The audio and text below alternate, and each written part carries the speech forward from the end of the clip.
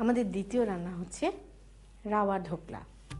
রাওয়া ঢোকলা তৈরি করতে আমাদের লাগবে সুজি 2 কাপ, টক দই 1 কাপ, পানি 1 কাপ, লবণ 1.5 চা চামচ, চিনি 1 টেবিল চামচ, আদা বাটা 1.5 চা চামচ, সিরকা 4 টেবিল চামচ এবং ইনো সল্ট 2.5 চা চামচ। ফোড়নের জন্য আমাদের লাগবে কারি পাতা 10-12টি, সরিষা 1 চা চামচ, তিল 1 চা চামচ, কাঁচামরিচ কুচি 1 চা চামচ এবং তেল 1 টেবিল চামচ। গার্নিশ তৈরি করতে আমাদের লাগবে নারকেল কোরানো আধা কাপ এবং ধনিয়া পাতা বাটা আধা কাপ। এই ঢোকলা খাবারটা কিন্তু গুজরাটিদের খুব প্রিয় একটা স্ন্যাক।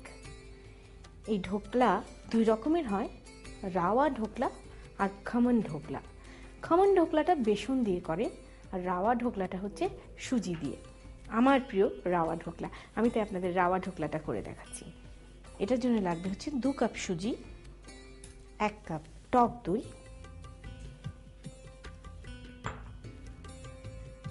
4.5 টেবিল স্পুন সিরকা,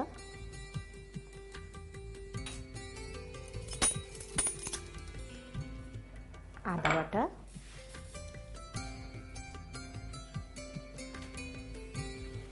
1.5 চা চামচ লবণ, 1.5 টেবিল চামচ চিনি,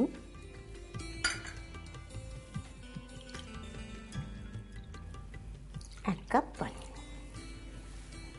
মিশিয়ে আমরা আধা ঘন্টা জাস্ট রেখে দেব।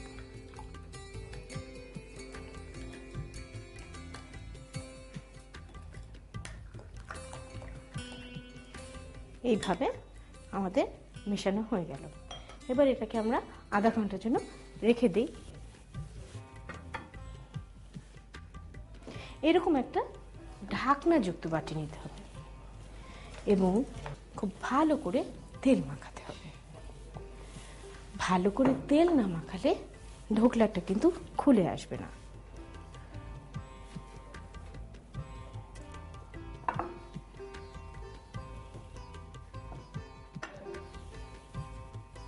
তাহলে আমাদের আধা ঘন্টা হয়ে গেছে।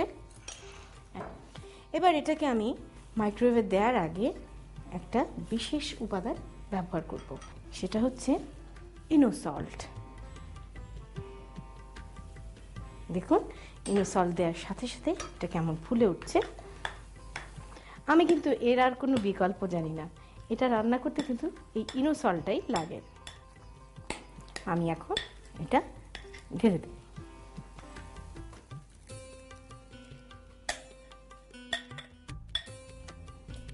ঢালার পর এখন ঢাকনা লাগিয়ে মাইক্রোওয়েভে হাই হিটে জাস্ট 15 মিনিট।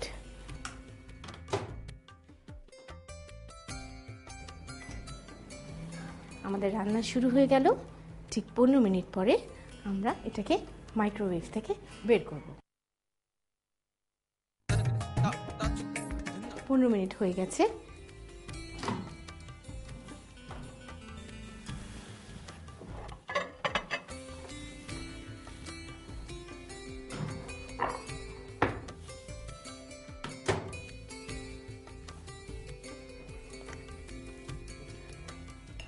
আপনারা কিন্তু গরম গরমও উঠাতে পারেন, আবার ঠান্ডাও করে নিতে পারেন।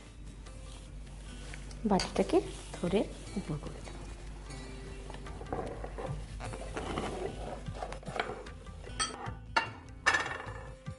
এখন আমরা এর পরের পর্যায়ে যাব, সেটা হচ্ছে এর ফোড়নটা।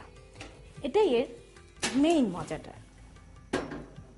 এটার মধ্যে আমি তিল আর সর্ষের ফোড়ন দেব, দুটোই কিন্তু খুব সুন্দর যায়।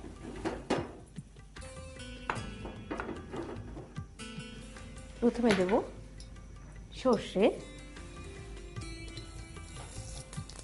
তারপরে দেব তিল, তারপরে দেব কারি পাতা,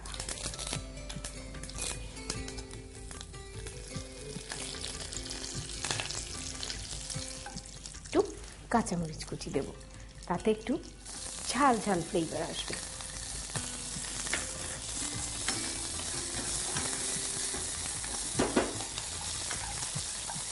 তেল, সর্ষে, কাঁচামরিচ আর কারি পাতা মিলে যে কি অপূর্ব একটা ফ্লেভার তৈরি হয়। এবার আমি ঢেলে দেবো এর উপরে।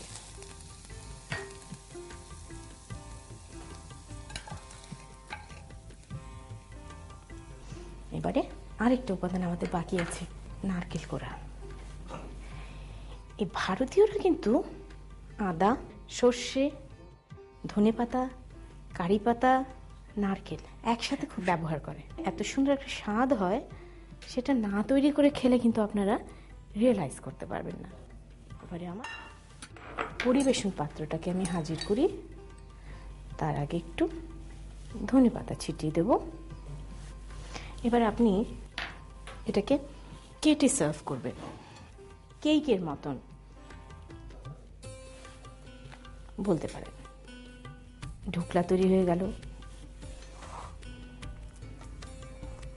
যেহেতু এখনকার যুগে মাইক্রোওয়েভের খুব চল এসছে, কিন্তু মাইক্রোওয়েভে শুধু খাবার ওয়ার্ম আপ করা পর্যন্তই আমরা সীমাবদ্ধ।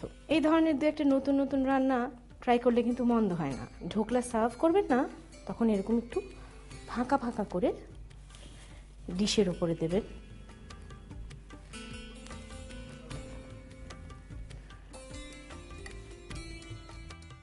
বাচ্চারা কিন্তু অনেক সময় সুজি খেতে চায় না, কিন্তু ঢোকলা বানিয়ে দিলে ঠিকই খাবে।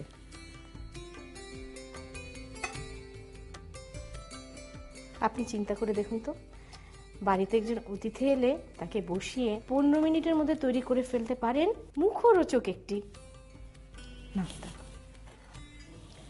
প্রিয় দর্শক, তৈরি হয়ে গেল আমার রাওয়া ঢোকলা। আশা করি আপনারা চেষ্টা করবেন। যে যে মাঝপথে সেটের সামনে এসে বসেছেন, পুরো প্রণালীটা দেখতে পারেননি, আফসোস করবেন না, আরেকবার দেখিয়ে দিচ্ছি এটা রান্নার প্রণালীটা। রাওয়া ঢোকলা তৈরি করতে আমাদের লাগবে সুজি 2 কাপ, টক দই 1 কাপ, পানি 1 কাপ, লবণ 1.5 চা চামচ, চিনি 1 টেবিল চামচ, আদা বাটা 1.5 চা চামচ, সিরকা 4 টেবিল চামচ এবং ইনো সল্ট 2.5 চা চামচ। ফোড়নের জন্য আমাদের লাগবে কারি পাতা 10-12টি, সরিষা 1 চা চামচ, তিল 1 চা চামচ, কাঁচামরিচ কুচি 1 চা চামচ এবং তেল 1 টেবিল চামচ। গার্নিশ তৈরি করতে আমাদের লাগবে নারকেল কোরানো আধা কাপ এবং ধনিয়া পাতা বাটা আধা কাপ। একটি বাটিতে সুজির সাথে একে একে টক দই, সিরকা, আদা বাটা, লবণ, চিনি এবং পানি দিয়ে ভালো করে মিশিয়ে আধা ঘন্টা রেখে দিন। এবার এর সাথে ইনো সল্ট দিয়ে নেড়ে মেশান। অন্য একটি পাত্রে সামান্য তেল মেখে এর মধ্যে মিশ্রণটি ঢেলে ঢাকনা বন্ধ করে হাই হিটে 15 মিনিটের জন্য মাইক্রোওয়েভ ওভেনে দিয়ে দিন। 15 মিনিট পর ওভেন থেকে বের করে অন্য একটি পাত্রে তুলে রাখুন। এরপর আরেকটি হাঁড়িতে একে একে তেল, সরিষা, তিল, কারি পাতা এবং কাঁচামরিচ দিয়ে ফোড়ন তৈরি করে ওপরে ঢেলে দিন। এবার এর সাথে একে একে নারকেল এবং ধনিয়া পাতা দিয়ে টুকরো করে কেটে নিন। সবশেষে প্লেটে সাজিয়ে পরিবেশন করুন ভিন্ন স্বাদের রেসিপি রাওয়া ঢোকলা।